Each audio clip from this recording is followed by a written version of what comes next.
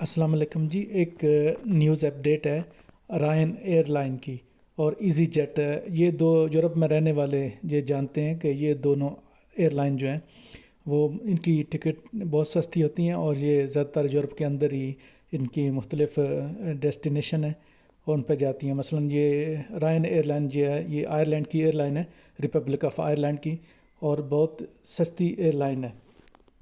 تو ہوا یوں کہ یہ جو ہے نا، جب یہ سستی ٹکٹ بیچتے ہیں تو کسٹمر سے بعد میں جو بیگ ہوتے ہیں یا سامان ہوتا ہے اس کے ایکسٹرا پیسے چارج کرتے ہیں. تو اسپین کی گورنمنٹ نے ان دونوں ایئر لائن پہ 150 ملین کا جرمانہ کیا ہے، کیونکہ یہ ایک دھوکہ دہی کے زمرے میں آتا ہے.